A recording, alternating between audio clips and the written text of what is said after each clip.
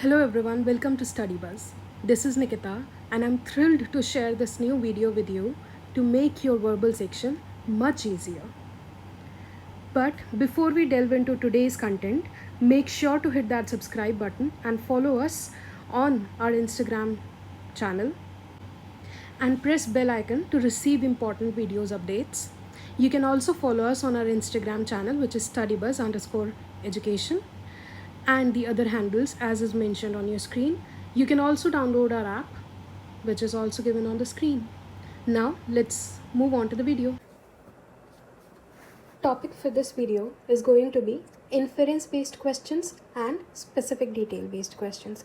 These are the two type of questions which are very common in reading comprehension, and each and every reading comprehension that you get in all the examination is going to have at least one of each, but mostly multiples, as in two questions of each types.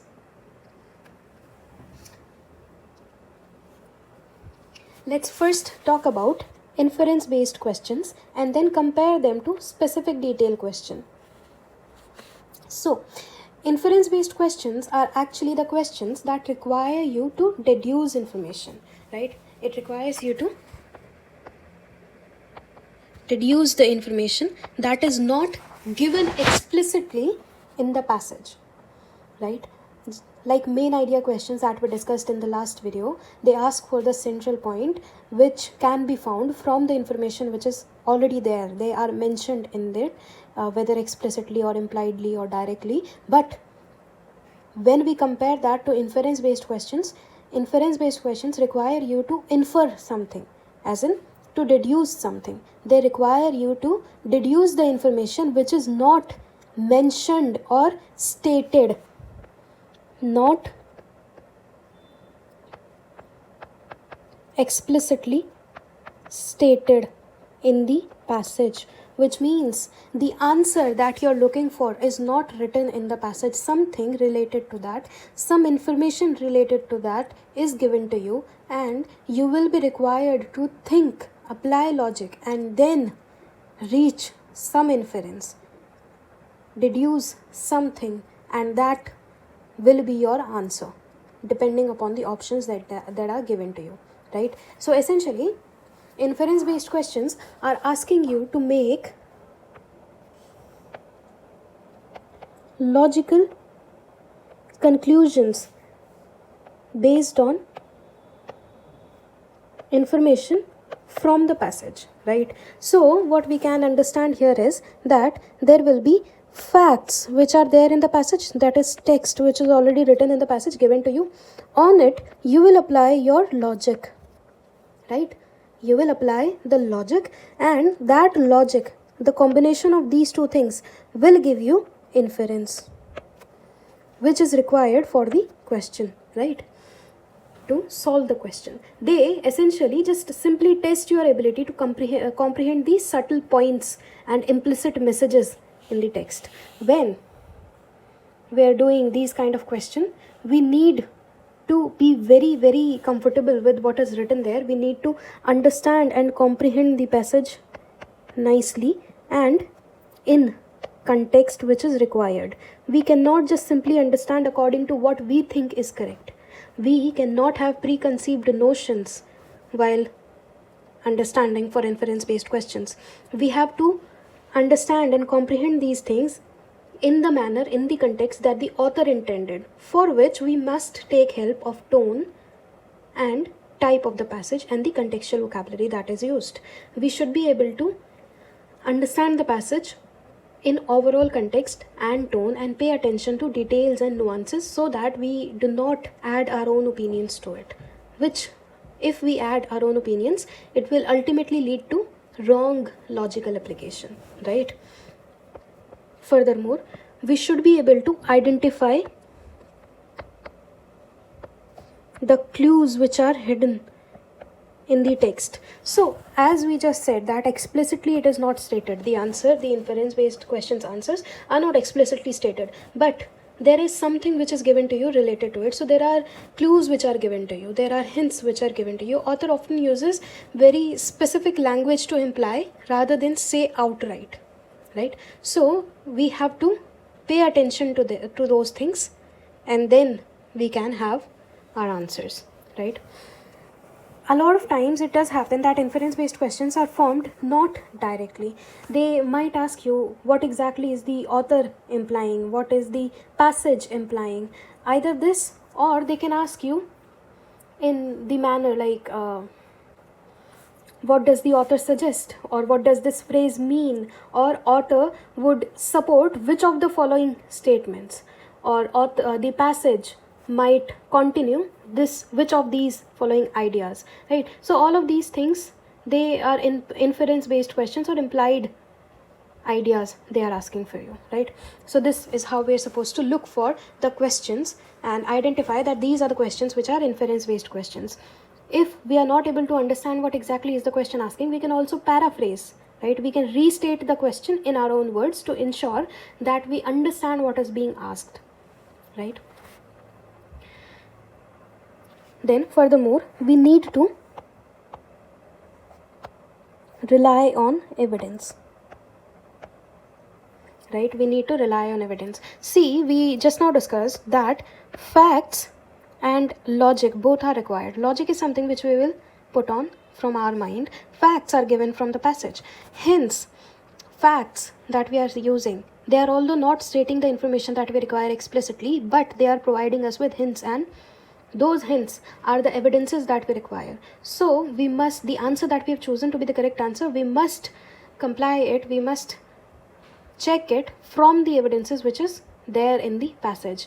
We must base our information, we must base our inference on the evidence provided in the passage and avoid making assumptions, right? Because assumptions are also not explicitly stated. So we must make inferences based on evidence in the passage and not assumptions or introduce outside knowledge. Outside knowledge as in knowledge outside of the passage, right?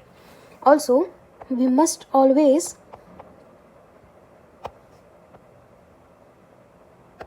think about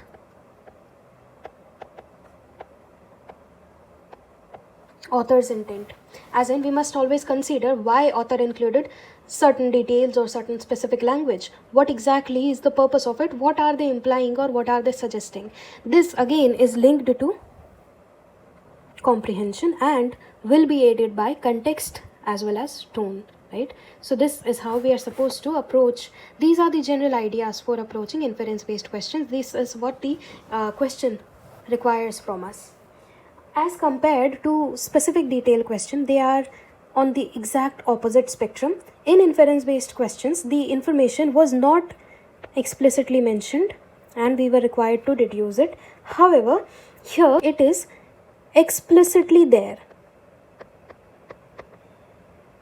explicitly mentioned, which means that specific detail questions are the kind of questions that we used to find in our school books, right? During the school there used to be these kind of questions, right? That there was a chapter and then there were 5 or 6 questions behind the chapter that teacher used to ask us to mark the answers from the chapter itself. These are the specific detail questions. Answers for these questions are already given to us in the passage. We do not need to think about it. We do not need to apply any kind of logic on it. We just need to go back to the passage and mark the answer. For example, if there is a date given in the passage, like author was born on this particular date, and then the question asks when was the author born, so you can just simply go to the passage and mark the answer accordingly. This is what we mean by specific detail question. We do not need to think about it. We can just simply mark the answer as is. This is how inference and specific detail questions oppose each other. Inference is something that we need to deduce using logic. It is not explicitly mentioned. However, or exactly opposite to that is specific detail. We need to directly mark the answers because they are explicitly mentioned in the passage. Now let's look at some of the questions. Let's look at one of the question for inference based one first, the direct inference based question. This is from Zat. Please pause and try to solve it.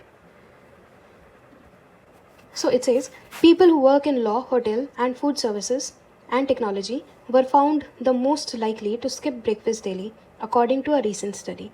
As for people who do eat breakfast and prefer a savory type like an egg, the study found they tend to make more money, be night owls, and prefer cats over dogs. If you prefer a sweet breakfast like a donut, you tend to be a morning person like rom-coms and are a dog person.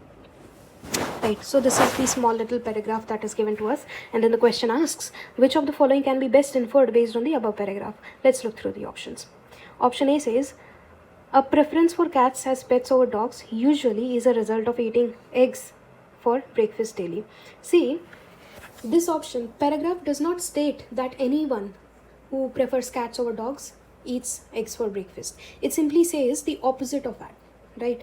So we cannot have this option as an answer. The paragraph only states that people who prefer eggs for breakfast also tend to prefer cats over dogs, right? So the logic that is applied here is wrong. There is a wrong analogy that is being applied, right? Which is why this is obviously the incorrect answer. Second, among regular breakfast eaters, early risers have more sugar in their breakfast than late risers. See, the paragraph does not talk about sugar intake at all. We only are talking about the preference, right, of the food. So if it is not being talked about in the passage itself, the inference required fact plus logic, right? Here the logic was wrong, so the answer was wrong. Here the fact is not present in the passage. If this is not present, then also the answer is wrong. Both of these needs to be correct. IT professionals who eat eggs for breakfast are more likely to make more money than their counterparts who eat donuts for breakfast. This is conveyed by the passage itself, and in the exact same sense. It literally says in the passage, right? All of the things are mentioned, all of the elements checks out. So we can keep it aside for now. There is a very high probability of this being the answer. Now the next one says, lawyers who eat savory breakfast daily make more money than those lawyers who have early breakfast daily. The paragraph does not mention that people who eat early breakfast make less money, right?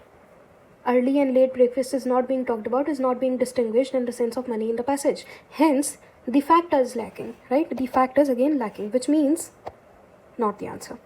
Hoteliers who eat regular breakfast are more likely to make more money than those who watch rom-coms regularly.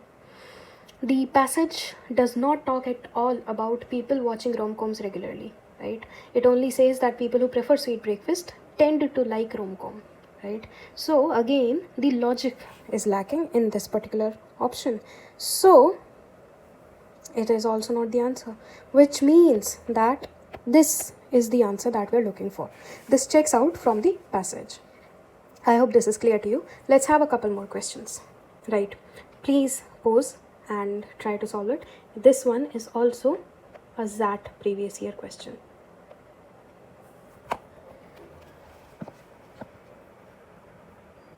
Right, so we have a very short paragraph, right? And the question is, which of the following best reflects the author's understanding of human perception of pleasure, right? Human perception of pleasure.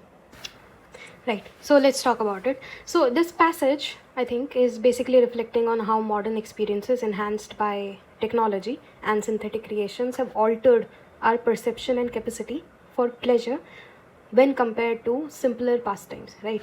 So breaking down this particular passage into the paragraphs, we can understand some key points. So the first paragraph is basically just talking about cathedral organ music, which used to once represent the pinnacle of human-made sound.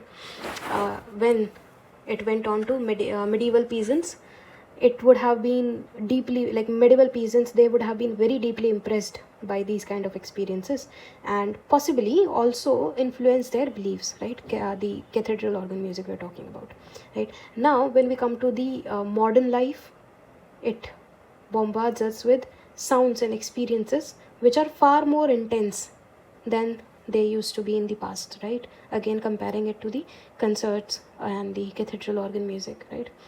And the comparison of historical natural rewards like finding honey, the example that is given here, with the modern synthetic rewards as in the commercial foods and the drugs, etc., which provides us very intense sensations, right?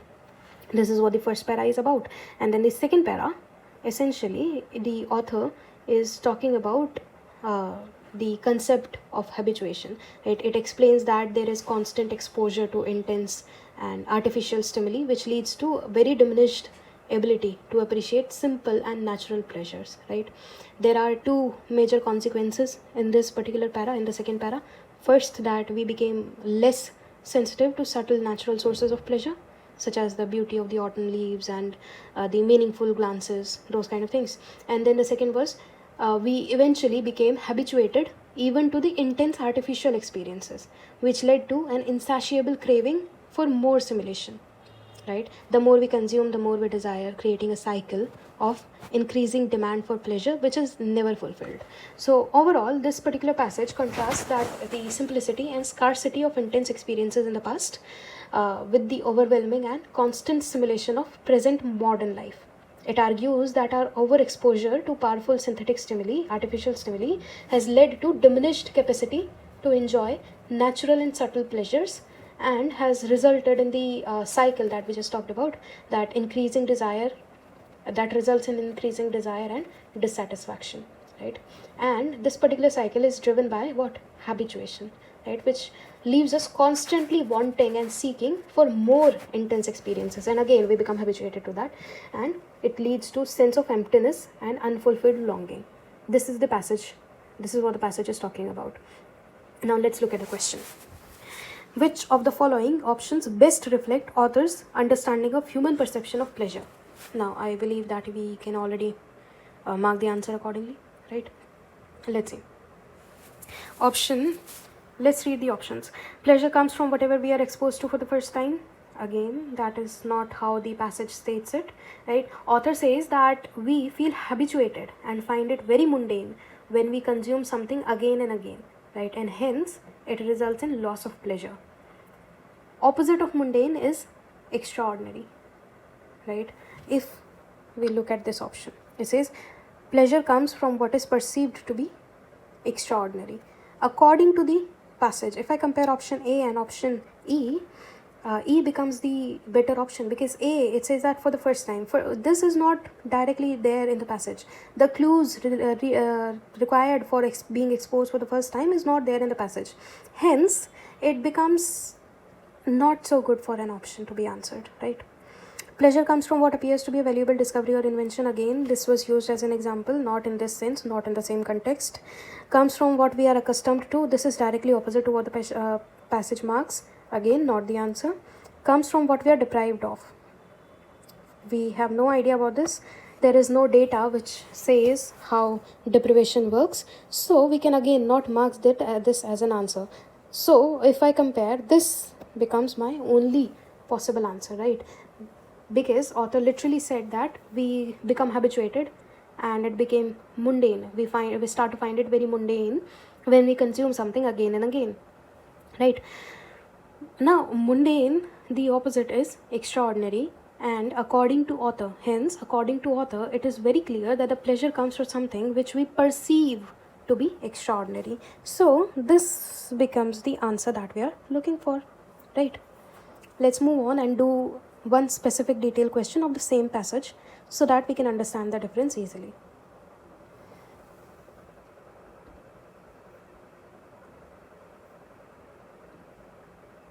Right. So, this particular question says, which of the following options best describe emptiness as described in the passage? Option A, feeling evoked by the carefully designed commercial foods alluring us to them, right? Author has not talked about only foods, right? He just uses them as one of the example. So if that is the case, then it could not be the best description, right? Hence, an example cannot be used. It is not mentioned in the same context. Inevitability of habituation that one gets from repeated consumption of man-made foods or drugs. Again, the same reason, the context is not correct, so not there. It is not used in the same context as emptiness. Then, a feeling of absence of source of pleasure when extant sources are in abundance. This is exactly what the passage also overall states, as well as it is directly there in the passage. So, it is marked in the exact same context as well. So this could be the answer that we're looking for. Yearning for newer sources of pleasure when extant sources are in abundance. See, yearning for new sources is the consequence of emptiness and not the meaning of emptiness. So this is incorrect. A feeling of weariness around extant sources of pleasure that are in abundance. Author does not talk about weariness at all. Hence, it is impossible to be related to emptiness in any way. So this can also not be the correct answer, which means the correct answer becomes what?